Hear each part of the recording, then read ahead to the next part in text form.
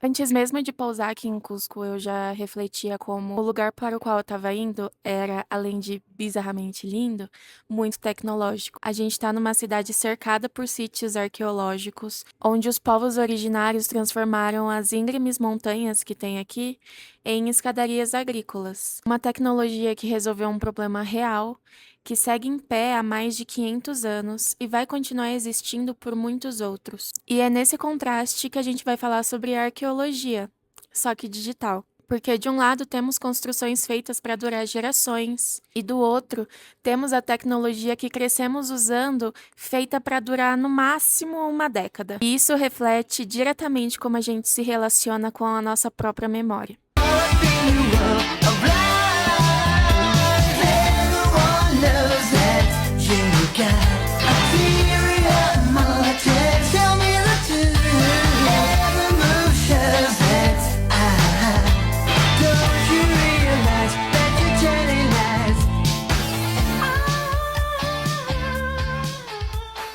Queria falar sobre esse assunto tem um tempo já, tanto que faz um ano mais ou menos que eu escrevi um texto bem inicial e postei no LinkedIn.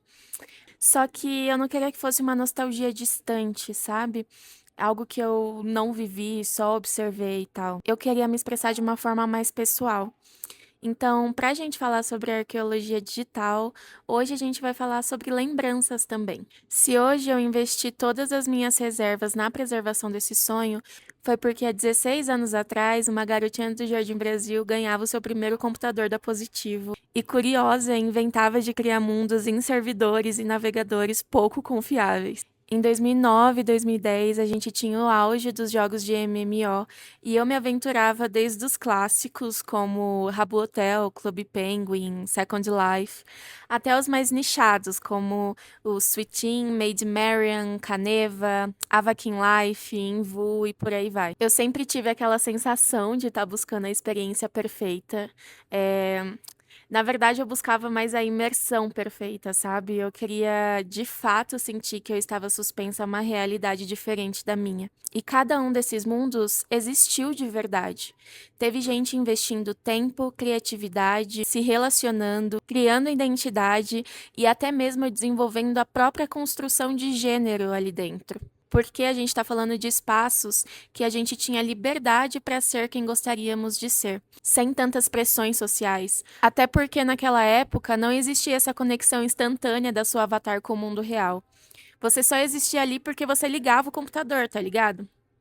Hoje em dia é muito mais difícil ter essa separação on e off, real e virtual, até mesmo porque você é quem você é online, e é isso. O ponto é que boa parte de onde essas lembranças foram criadas não existe em lugar nenhum além das nossas próprias memórias. E foi pensando nisso que o fio dessa pesquisa se desenrola dentro dessa sensação. Todo esse mundo hoje é Lost Media.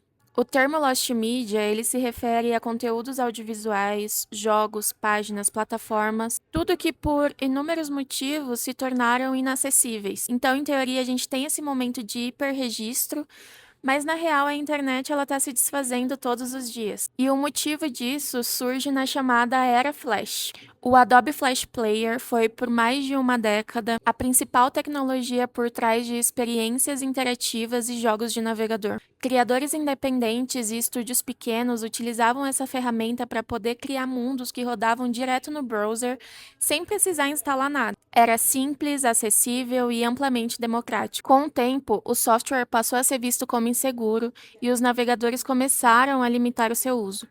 A Apple foi uma das primeiras a declarar guerra a essa tecnologia e, em 2020, a própria Adobe descontinuou o Flash, encerrando oficialmente o produto e dando ao lugar suporte nativo para multimídia do HTML5. Com isso, sites e jogos que usavam a ferramenta se tornaram automaticamente inacessíveis. Mesmo arquivos preservados em backups não funcionavam sem um reprodutor compatível, que hoje quase ninguém tem, mas ele existe. A morte do Flash foi o equivalente digital a perder uma parte importante da narrativa que a gente está construindo na cybercultura. A gente aprende como devemos preservar artefatos históricos, físicos, mas ainda estamos demorando a entender que preservar artefatos digitais também requer esforço. E é aí que nasce a cultura da preservação.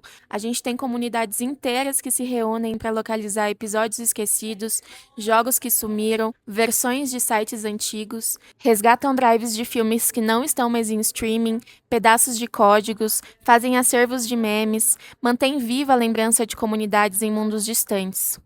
Não apenas por saudosismo ou nostalgia, mas porque entendem que aquilo representa a cultura afetiva de gerações inteiras. E grande parte da nossa vida está armazenada nessa nuvem, mas ela é traiçoeira, não está pairando sobre a nossa cabeça. Ela é controlada por corporações, limitada por políticas de uso, tempo de armazenamento e rentabilidade. Toda a nossa memória digital, hoje, gira em torno do lucro. Seu backup de trabalho de vida pode ser deletado. Suas fotos de família, viagem, amores, podem simplesmente desaparecer se um serviço for descontinuado. Seus dados são sujeitos a falhas técnicas, decisões empresariais e legislações que estão constantemente mudando. A sensação de segurança, ela é confortável, mas ela é ilusória também. Existe um site muito legal chamado My Abandonware, que reúne arquivos de milhares de jogos que sumiram da Steam ou que sequer passaram por lá. Às vezes porque os direitos da franquia foram vendidos e a nova empresa decide tirar o jogo antigo do ar, e às vezes o motivo é ainda mais irritante, tipo uma trilha sonora que venceu a licença e a galera simplesmente esqueceu de renovar. O site é um trabalho de curadoria voluntária, silenciosa, sem financiamento nenhum, e que segura sozinho uma parte enorme da história dos jogos que, sem isso, simplesmente deixariam de existir em qualquer lugar. Então, entendendo aqui, quando tudo parece estar guardado em algum lugar fictício, a urgência de preservar, ela se dissolve, né? Mas o que acontece quando, de um dia para a noite, um servidor para de existir? A gente tem a constatação de que a gente vive num ecossistema digital sem garantia de continuidade. Os nossos marcos culturais online, tipo avatares, tweets, jogos, fotos, são efêmeros, mesmo quando dizem ao contrário. Vivem nos prometendo esses mundos 3D interconectados, mas a tecnologia que hoje é dominante pode ser descontinuada amanhã. O que está nos servidores do Roblox, por exemplo, que está criando boa parte da memória afetiva das crianças da nova geração, ainda vai estar acessível daqui 20 anos? As peças de roupas e as grandes arquiteturas de salas criadas por comunidades de jogos imersivos serão simplesmente perdidas, esquecidas? A memória digital, assim como a tecnologia, ela não é neutra. O que é arquivado ou esquecido depende de quem tem infraestrutura, tempo e poder para manter data centers ventilados. A cultura periférica, queer, infantil e experimental é a mais vulnerável a esse apagamento. Iniciativas como a Wikifavelas, que é uma plataforma virtual de acesso aberto que serve de acervo a conhecimentos sobre favelas e periferias do Rio de Janeiro, fazem um trabalho de arqueologia digital. A gente tem também o Project Flashpoint, que é o maior coletivo do mundo criado para preservar jogos, animações e experiências interativas baseadas na web. E também o Abandonware, que a gente já comentou e faz esse trabalho colaborativo.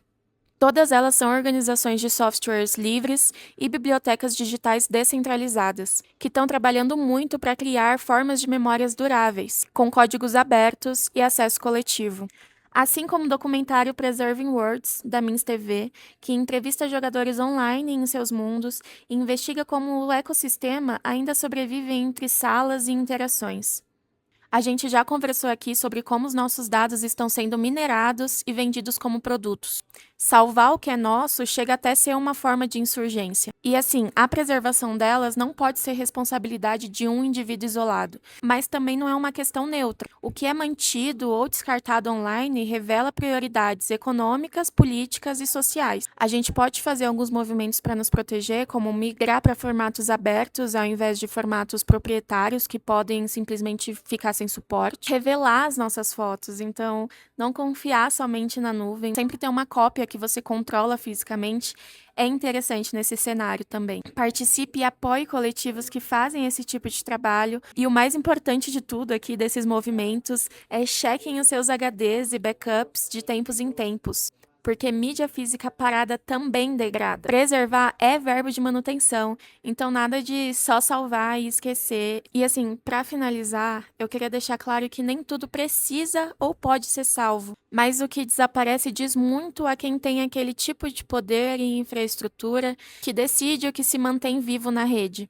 Volto a dizer que preservar nesse contexto não é só um ato de romantismo ou nostalgia. É uma forma de questionar quais histórias estão sendo contadas e quais estão sendo sistematicamente esquecidas.